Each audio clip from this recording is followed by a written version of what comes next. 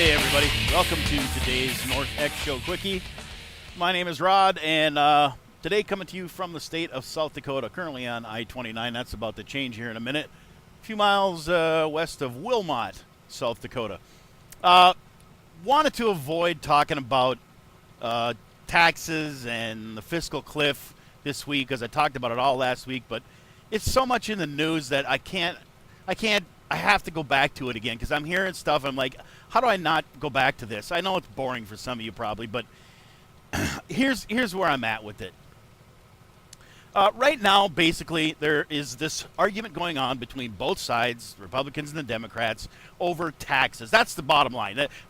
Taxes and the fiscal cliff, okay? And what the argument is over is Democrats want to tax the so-called rich, and the Republicans now also want to tax the so-called rich, just not as much as the Democrats. They used to not want any taxes raised at all, but they've actually caved at this point where they just want to tax them a little less than Democrats want to tax them. Okay? So, with that said, here's my thought process. If taxing the rich is such a great idea, if it's going to help us out so much, we heard Obama say it during the election. I'm just going to ask the rich to pay a little bit more, just because we need them to help us out. They can afford it. That's the bottom line.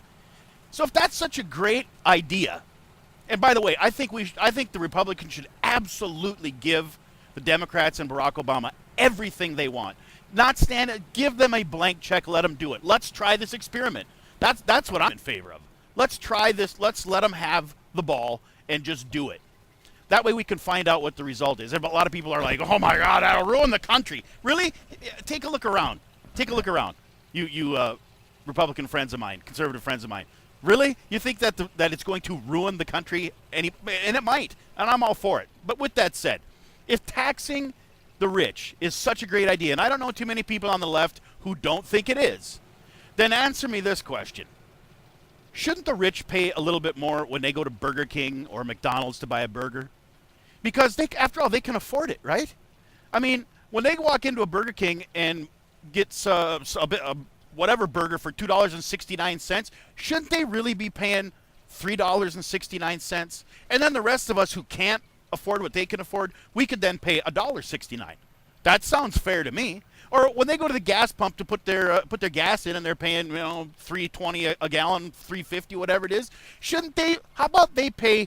Let's make them pay $5, and then we can pay a little less, because after all, they can afford it. So why shouldn't they pay more? If it works in the tax argument, why doesn't it work in every other aspect of life? Now, I know you're all sitting out there, well, it's different because they can afford it. All right, I have an answer for that too. Okay. If taxes are such a great idea, then why stop at the rich, who I believe have a target on their back right now? Really, they do. It's a war on the wealthy. There's no two ways around, and I've said it before. But why don't we do this then? If taxes are such a great idea and don't hurt growth, and we hear it over and over again, it's not gonna slow growth in the economy. These people have money to spend. Well, we all have money to spend, don't we? We all have $5, $10, $15 we blow on coffee, or maybe some of us smoke, or we blow a little bit. We're not rich, but we can afford. So how about we progressively, whatever they're gonna pay, the so-called rich above $250,000, whatever they're gonna pay extra in taxes when this goes through, how about all of us share the burden, and we all pay what we can afford? From each according to his needs, to each according to his means, whatever the Karl I don't even know what it is. I probably said it wrong. I don't give a shit. Whatever the Karl Marxist theory is, let's do that, because that's what this is all about. You tell me how I'm wrong about this. You tell me. I would love to hear an argument against what I'm telling you right now, because it makes sense. If it works here, it works on all of us. So let's all pay a little bit more. We can all afford. Hey, it's only $10, right? It's not gonna affect your bottom line. Another $10, $20 more a month. Think of it. There are a lot more average schmucks like me and you out here working for a living, and you're seeing me work right now, so you know what I do. There are a lot more of us idiots out here than there are rich people. So you take a little bit from a lot of people, you get more money.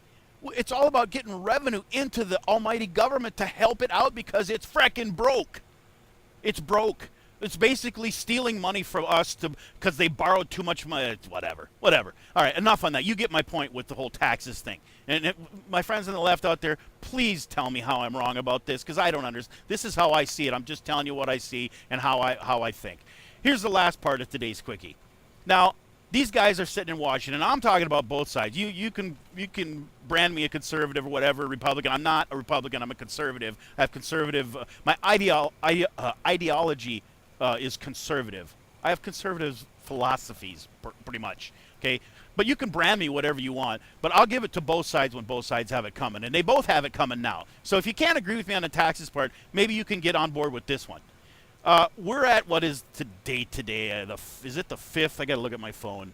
It is, I can't really read my phone because I have my glasses on. I think it's the 5th of December. Whatever it is. We got basically 20-some days until the first when this fiscal cliff hits, right? Okay.